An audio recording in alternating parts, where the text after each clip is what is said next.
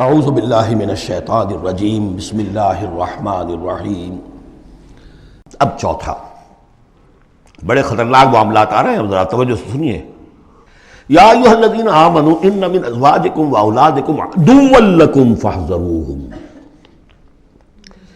اے ایمان کے دعوے دارو، تمہاری بیویوں اور تمہاری اولاد میں سے تمہارے دشمن ہیں، ان سے اپنے آپ کو بچا کر رکھو۔ فاحذروہم، یہی ہم پڑھ چکے ہیں پہلے لفظ، حضور سے کہا گیا تھا ہم العدو فاحذرہم قاتلہم اللہ انا یؤفکون۔ بیوی کی محبت ہے، بیوی کی فرمائش یہ ہے۔ اب میاں صاحب جو ہیں کیا کہیں، مجبوری، بچوں کو اچھے سے اچھا تعلیم دینی ہے، حلال سے نہیں ہوتی، حرام سے۔ گھر بار چھوڑو، ملک چھوڑو، جاؤ باہر، بوڑھے ماں باپ مر رہے، پانی دینے والا کوئی نہیں، اور ڈالر اور پیٹرول ڈالر کمانے کے لیے بیٹے گئے ہوئے باہر، کیا کریں؟ مکان بنانا ہے، یہ کرنا تھا، وہ شروع کی تھی، کوٹھی شروع کی تھی، وہ ابھی تک مکمل نہیں ہوئی ہے، وغیرہ وغیرہ۔ اور کہیں اگر اللہ نے توفیق دے دی ہے دین کی طرف بڑھنے کی اور کام کرنے کی، تو سب سے پہلے تو آڑے آتی ہے عام طور پر بیوی۔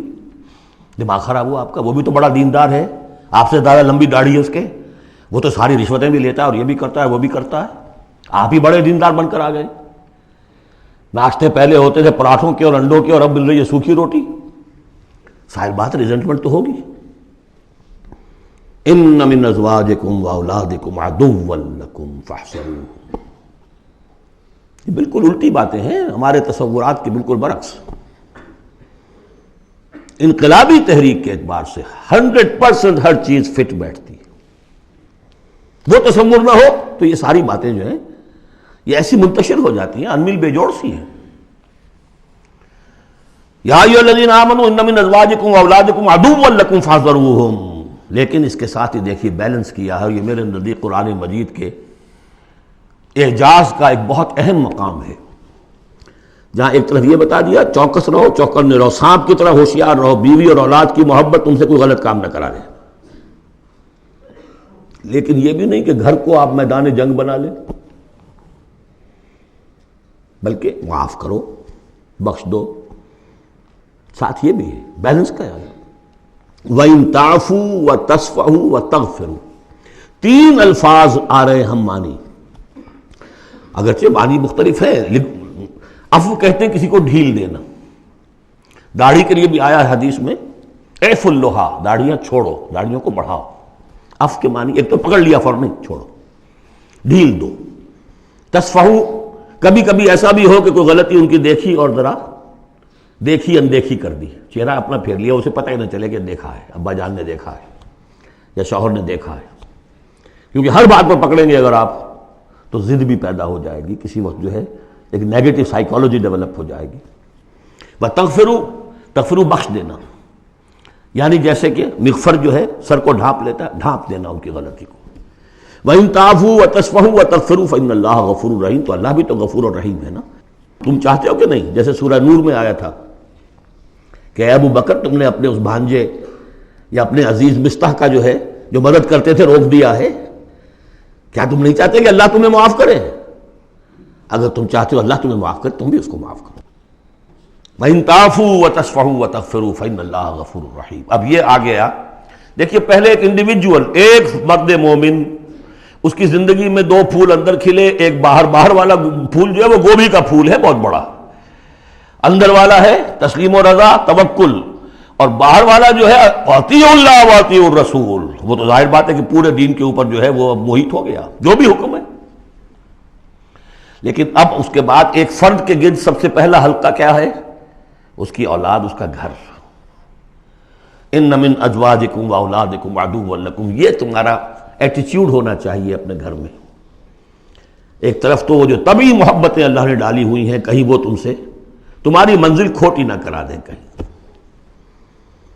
دین کے راستے پر بڑھنے سے رکاوٹ نہ بن جائے، ہوشیار ہو، فاحذروہم، ان سے بچو۔ لیکن ساتھ ہی ہے کہ گھر کی فضا کے اندر عفو، درگزر۔ دوسرا انما اموالکم واولادکم فتنہ، جان لو تمہارے مال اور تمہاری اولاد تمہارے لیے فتنہ ہے، اسی پر تو ہم آزما رہے ہیں تمہیں۔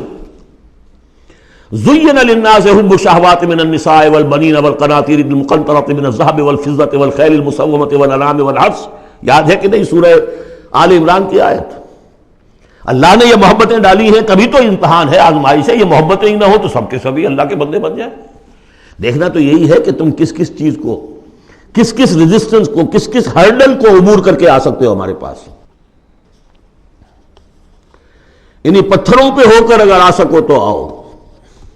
میرے گھر کے راستے میں کوئی کہکشاں نہیں ہے. جنت جو ہے وہ بہت ناپسندیدہ چیزوں سے گھیر دی گئی ہے. تو یہ اموال اولاد یہ تمہارے لیے فتنہ ہے. جانچے جا رہے. اولاد کو کیا بنانے کی فکر کی تھی تم نے؟ بندہ مومن بنانے کی فکر کی تھی یا ایک پیسہ کمانے والی مشین بنانے کی فکر کی تھی؟ اور اچھی طرح جان لیجئے کسی شخص کے دل میں ایمان کتنا ہے اس کا اصل انڈیکس وہ یہ ہے کہ وہ اپنی اولاد کو کیا بنا رہا ہے. اس نے خود کتنا ہی بہروپ جو ہے وہ بنا بیٹھا ہو، بہت بڑا عالم دین اور مسند نشین اور بہت بڑا صوفی اور بہت بڑا مرشد، لیکن یہ دیکھیے اس نے اپنی اولاد کو کیا بنانے کی کوشش کی ہے. اس کا اصل جو باطن ہے وہ وہاں نظر آئے گا. ویلیوز جو اس کے اندر ہیں وہ وہاں نظر آئیں گے. اب آئی تیسری بات، انما اموالکم واولادکم فتنہ واللہ عندہ اجر عظیم. اللہ ہی کے پاس اجر عظیم ہے. اولاد سے بھی تم یہ نہ سمجھنا کہ تمہارے بڑھاپے کا سہارا بن جائے گا، یہ بھی کچھ پتہ نہیں. کیا پتہ یہی اولاد بڑھاپے میں ٹھوکریں بھی مارے. ٹھوکریں اگر پاؤں سے نہیں ماریں گے، زبان سے ماریں گے. سینہ تان کر کھڑے ہو کر کہیں گے، باتیں کریں گے، ابا جان کیا آپ باتیں کرتے ہیں، دقیانوسی باتیں آپ کرتے ہیں، زمانہ بدل گیا، آپ کو کیا معلوم. صدق اللہ العظیم.